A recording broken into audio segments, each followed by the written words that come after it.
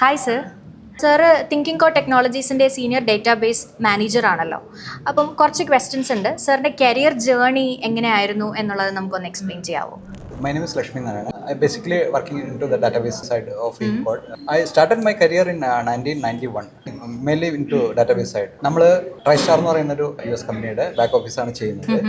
അപ്പോൾ അവരുടെ database side ആയാലും ഫ്രണ്ട് എൻഡിൽ വരുന്ന ചേഞ്ചസ് ആയാലും നമ്മളിവിടെ ചെയ്തിട്ട് അവർക്ക് അപ്ലോഡ് ചെയ്ത് കൊടുക്കണം. അതാണ് നമ്മൾ ചെയ്യുന്ന വർക്കുകൾ.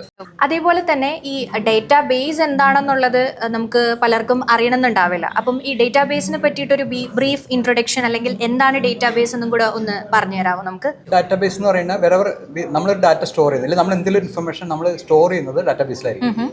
അപ്പോൾ ഈ ഡാറ്റാബേസ് പലതരം ഡാറ്റാബേസ് ഉണ്ട്, പല രീതിയിലുള്ള ഡാറ്റാബേസുകളുണ്ട്.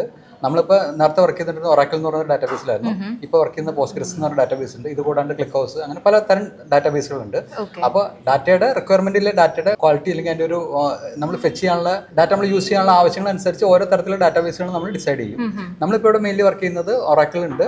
Oracle almost we are closing down. അത് we are into Postgres എന്ന് പറഞ്ഞ ഡാറ്റാബേസാണ് ഉപയോഗിക്കുന്നത്.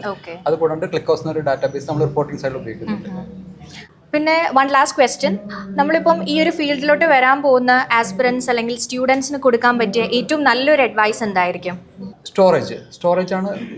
അതായത് നമുക്ക് ഈ സാധനങ്ങളൊന്നും സ്റ്റോർ ചെയ്യാണ്ട് ഒന്നും ചെയ്യാൻ പറ്റില്ല. അപ്പോൾ ഇതെല്ലാം നമ്മൾ സ്റ്റോർ ചെയ്യുന്ന ഡാറ്റാബേസിലാണ്. അപ്പോൾ ഒരു ഇൻഫർമേഷൻ നമ്മൾ സ്റ്റോർ ചെയ്തിട്ട് ഈവൺ ഇപ്പോൾ നമ്മൾ ഗൂഗിളിൻ്റെ ആണെങ്കിലും വേറെ ഏത് കമ്പനി എടുത്താലും ഇതൊക്കെ നമ്മൾ സെർവറിൽ സ്റ്റോർ ചെയ്യുന്നത്. അപ്പോൾ സ്റ്റോർ ചെയ്യുന്നത് പല മെത്തേഡുകളുണ്ടായിരിക്കും. പക്ഷേ അതിൽ മെയിനായിട്ട് ഉപയോഗിക്കുന്ന മെത്തേഡാണ് ഡാറ്റാബേസ്. അപ്പോൾ ഈ ഡാറ്റാബേസിൻ്റെ റിലവൻസ് ഇല്ലാണ്ട് നമുക്കൊരു സോഫ്റ്റ്വെയർ അല്ലെങ്കിൽ സോഫ്റ്റ്വെയർ ഇല്ലാണ്ട് നമുക്കൊരു ഇനിയുള്ളൊരു കാലത്തൊരു ജീവിതം ഉണ്ടാവും തോന്നുന്നില്ല. Okay, thank you for the information.